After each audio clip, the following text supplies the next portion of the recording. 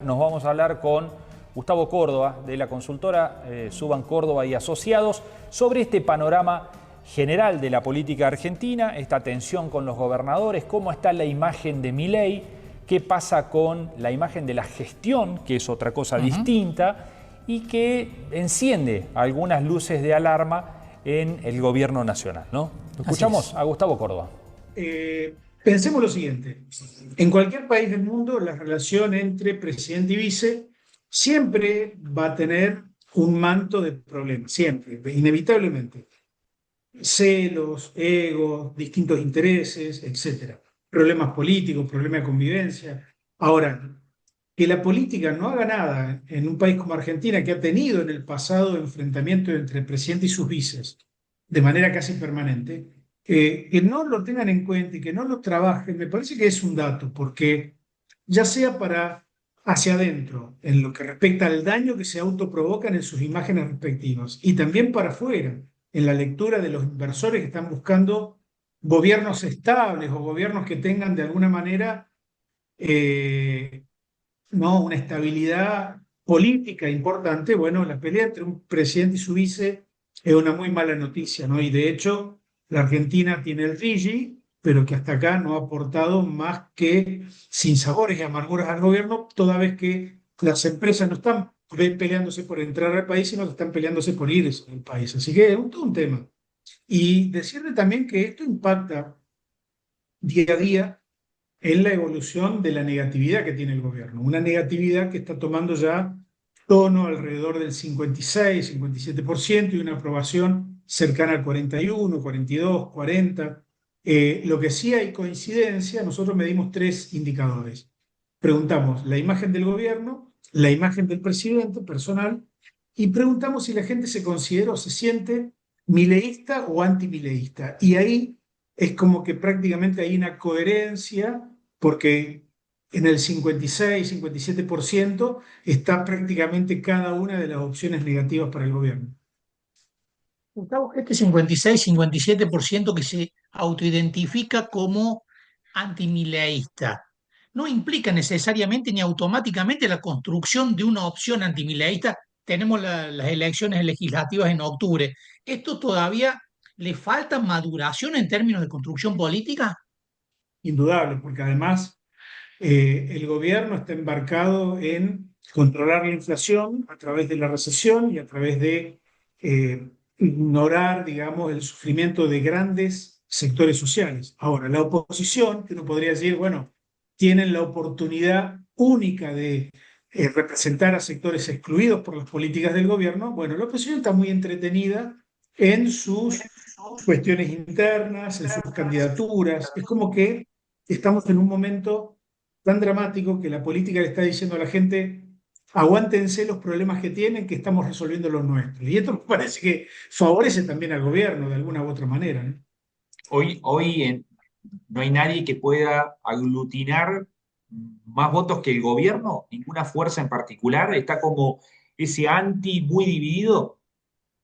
Claro, y además polarizado y de una manera cada vez más extrema. De hecho, sostenemos que a partir de la ratificación del fallo de la condena de Cristina Kirchner, la Argentina y su polarización se vieron un tanto más extremas de lo que estaban antes, ¿no? Y esto puede ser positivo para algunos, negativo para otros, pero lo cierto es que cuando uno analiza, por ejemplo, el contexto electoral de la provincia de Buenos Aires o el contexto electoral nacional, lo que vemos es que entre la Libertad Avanza y el peronismo hay prácticamente un 80% de la voluntad electoral. Y esto es complejo, ¿no? Para muchos, sobre todo para las terceras fuerzas que están tratando de irrumpir con alguna fuerza, como por ejemplo Somos Buenos Aires, donde está el gobernador Schiaretti, Facundo Manes y otros aliados.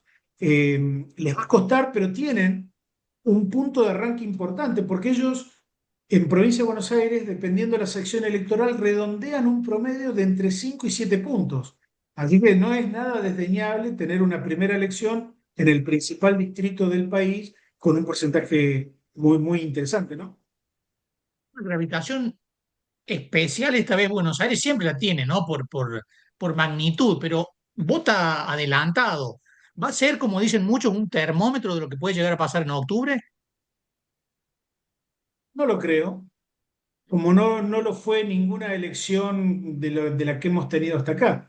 La primera elección que votamos no fue predecesora en el resultado de la posterior. Capital Federal no fue parámetro para ninguna de las previas o de las posteriores. Y la elección de Buenos Aires tiene importancia porque Buenos Aires en sí misma es una elección nacional, ¿no? Por el peso en el padrón nacional que tiene. Ahora, lo que pasa en Buenos Aires va a quedar en Buenos Aires. Porque, a ver, son 8 elecciones distintas. Las características de las 8 secciones electorales me hacen pensar que van a ser 8 elecciones distintas entre sí, con candidaturas y con realidades y con idiosincrasias distintas. El interior bonaerense no tiene nada que ver con el conurbano, en la cultura, en la representación política. Entonces, por ahí es muy difícil. Los medios, sobre todo los medios porteños, les gusta mucho más hablar de que todo se nacionaliza porque pasa a través de ellos, ¿viste? La noticia.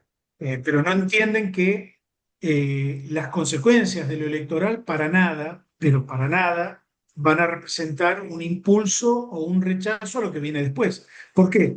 Porque la agenda de discusión va a ser provincial, eventualmente local. El peso o la responsabilidad política la tienen los intendentes, mayoritariamente. Entonces, la elección de octubre es una elección donde sí hay, la economía va a tener su peso, la economía va a ser relevante, los problemas de armado del peronismo a nivel nacional también van a ser un dato fundamental, pero de ninguna manera lo que pasa en Buenos Aires va a contagiar al resto del país en octubre. Gustavo, mencionabas a Schiaretti recién en la encuesta que presentaron este domingo. A los que votaron a Schiaretti para presidente son mayormente críticos hoy del gobierno. Tal vez en aquel momento uno podía asociar que el voto, bueno, especialmente en Córdoba, ¿no?, de Schiaretti tenía cierta afinidad con el del gobierno en aquel momento inicial. Hoy parece bastante parado en la vereda de enfrente o ser muy crítico de la gestión de Milei. Esto explica, en principio, la posición de Yayora muy crítico últimamente de la gestión nacional, empezando a diferenciarse porque la base electoral del peronismo cordobés parece ir en otro sentido. Mirá, yo creo que todos los gobernadores hoy están replanteándose la relación con el presidente. Pensaron, creo con buen criterio, en mantener una relación institucional aceptable o que transite por carriles normales, cosa que fue compleja de llevar adelante porque si lo trataban bien a Milei no les enviaba plata o no mandaba el dinero que correspondía de la coparticipación o de la caja de jubilaciones, lo maltrataban y tampoco mandaba plata. Es decir, era una relación compleja y se vienen los tambores electorales y ahí yo te diría, todos los gobernadores saben de la importancia de contar con diputados y senadores propios. Entonces empieza a hacerse carne la posibilidad de diferenciarse del gobierno nacional. Y ahí es donde vemos esta actitud de muchos gobernadores de tomar distancia, de marcar las diferencias, de mostrarle a los electorados de sus provincias que, bueno, hay que poner al gobierno nacional en el lugar que realmente tiene, que es que se está financiando el gobierno nacional